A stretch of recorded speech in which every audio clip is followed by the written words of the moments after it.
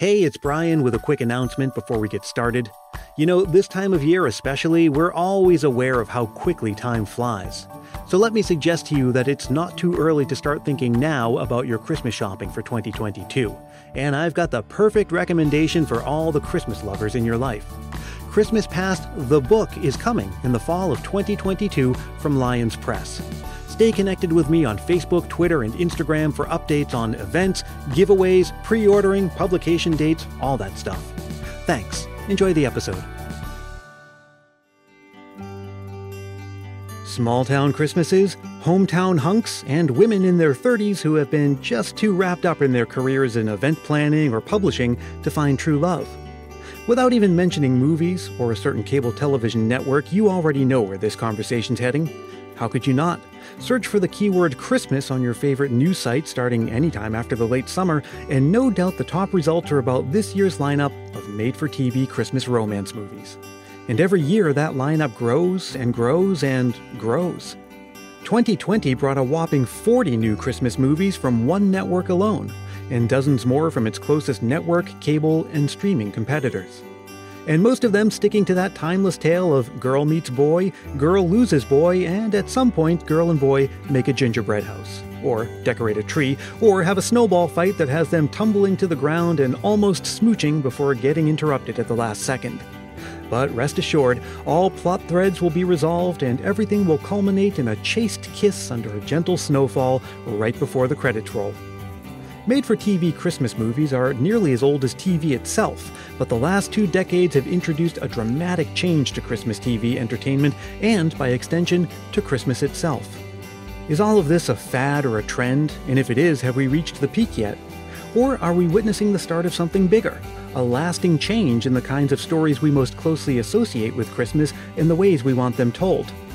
Cast your minds to a snowy bucolic scene and some kind of unlikely scenario where opposites are thrown together only to find true love amidst the magic of the Christmas season as we dig into made-for-TV Christmas romances. I'm Brian Earl. This is Christmas Past. It wasn't all that long ago that an average Christmas story looked very different from the ones that we're used to today. In Victorian times, Christmas ghost stories were very common. We discussed the reasons for that in a 2019 episode of this podcast. You may care to check it out. There were also stories from that time involving tragedies. Hans Christian Andersen's The Little Match Girl and Fyodor Dostoevsky's The Heavenly Christmas Tree both involve children dying, a response to the widespread poverty of the time. Not long after, stories involving grand family homecomings were popular, inspired by newfound access to long-distance travel by rail. There were romances, of course, but nowadays, the vast majority of new Christmas stories we tell, whether on the page or on screen, are romances. But why, and why now? Maybe it's because romance and Christmas seem to go together, even though anyone on the dating scene could tell you that the holiday season is probably the worst or least likely time to start a new relationship. But it goes really well with Christmas because Christmas is this season of hope. These feelings that we feel around the holiday seasons kind of goes really well with cheering on a new relationship. That's Brandon Gray, one of the hosts of the wildly popular Deck the Hallmark podcast and co-author of the new book I'll Be Home for Christmas Movies. One of his co-authors, film critic Alonso Duralde, agrees. There is something about the Christmas season that engenders affection in general, whether it is the notion of caring about your fellow man, whether it's the notion of a familial love and sort of rekindling those bonds at the Christmas season because you're seeing family members that you don't get to see the rest of the year. Christmas romances just sort of ride on the coattails of the general good feeling that people have about the season. But of course, the other reason, and maybe the real reason, we think of Christmas and romance together is because that's what sells, so it's what we see the most of. Not only that, but also because romance stories, whether on page or on screen, tend to adhere to a predictable formula. That makes it pretty easy and efficient to produce lots of them. And you needn't look far to see that everybody, including Netflix, Hulu, Lifetime, UpTV, and many other players, are angling for their piece of the market. But there is no doubt about who has established themselves as the dominant force: the Hallmark Channel.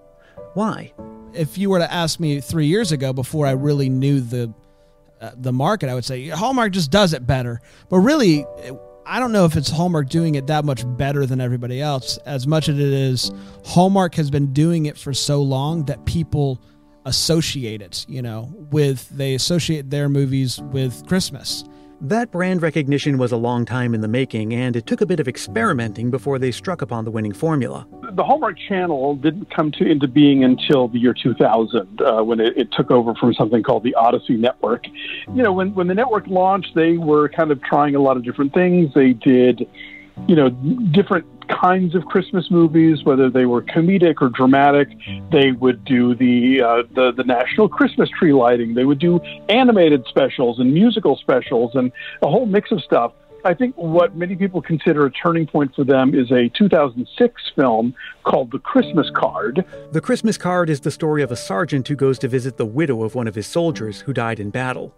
On that trip, he meets and falls in love with a friend of the soldier who had sent him a Christmas card, which he received while on deployment. And then a few years after that, in 2014, there was a film called Christmas Under Wraps, starring Candace Cameron Bure.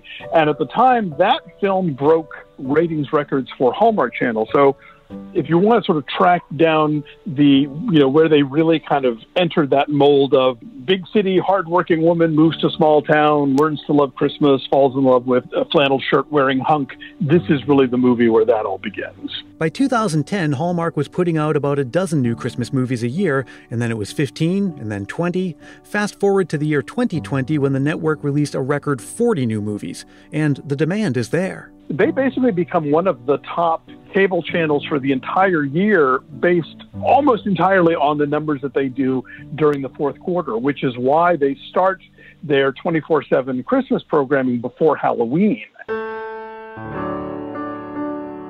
So despite all the competition, it's not just the Christmas romance, but the Hallmark style of Christmas romance that reigns supreme. And this is something that baffles many critics and casual observers alike. They unfold like episodes of Law and Order, predictably and formulaically. You could fall asleep in the middle of one and wake up in the middle of another, no worse for wear. They're filled with ham-handed plot twists, tropes like hometown hunks, and leading characters who've lost at least one parent.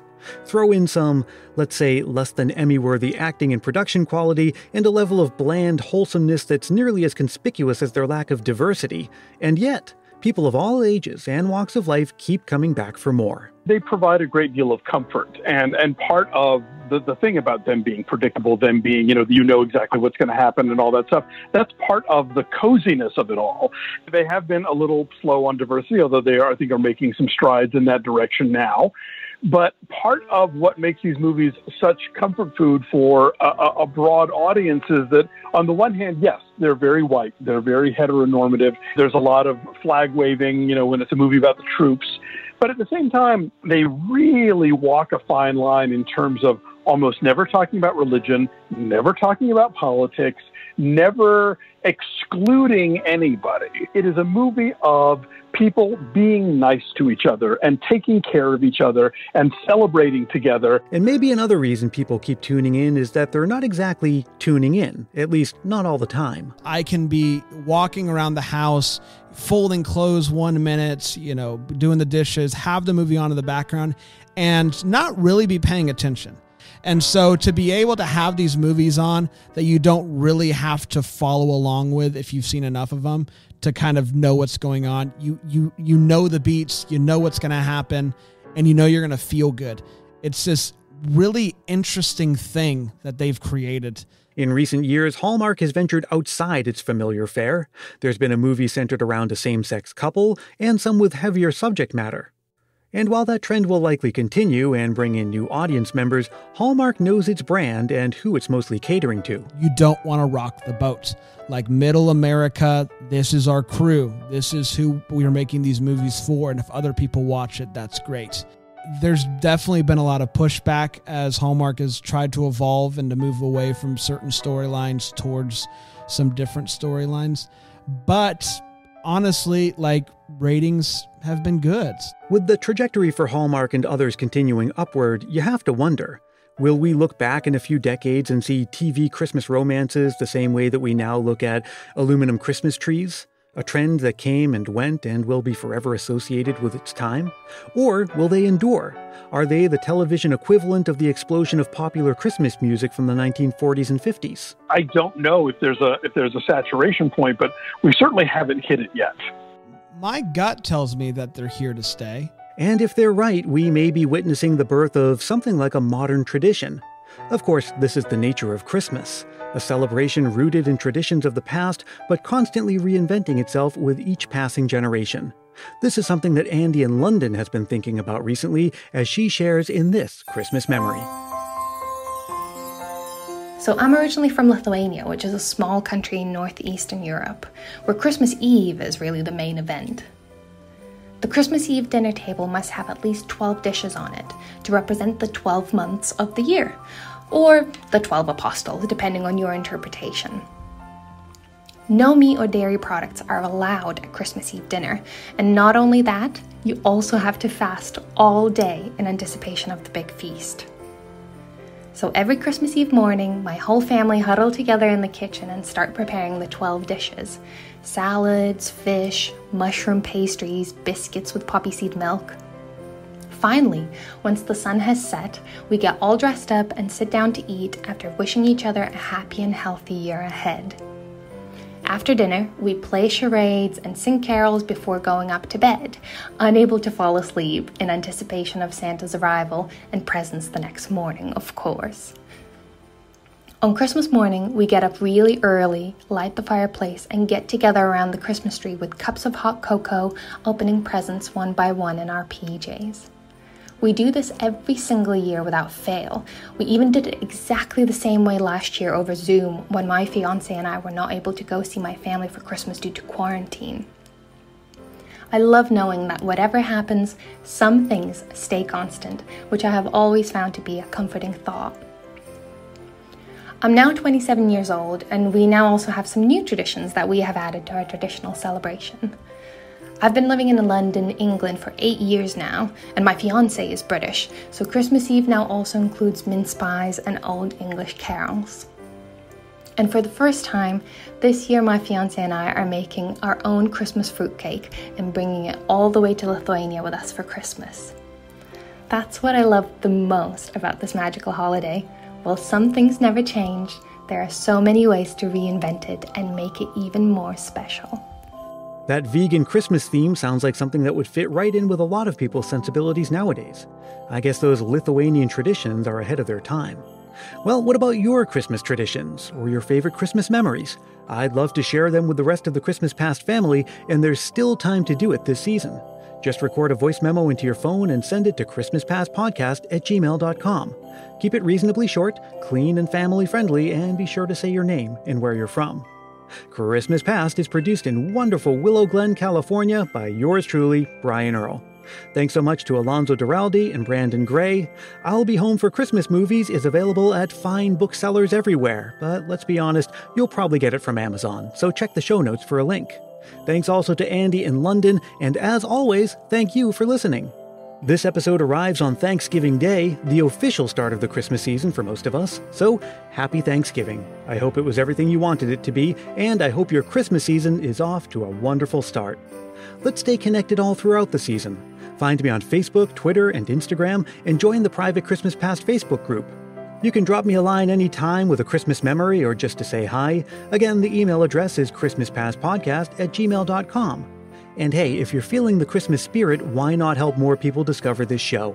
It's as easy as telling a friend about it or leaving a review on Apple Podcasts. If you do leave a review, I'll send you a Christmas Past sticker and a handwritten Christmas card as my way of saying thanks. Reach out for details on that. I'll be back in just a few days with an all-new episode. Until then, may your days be merry and bright.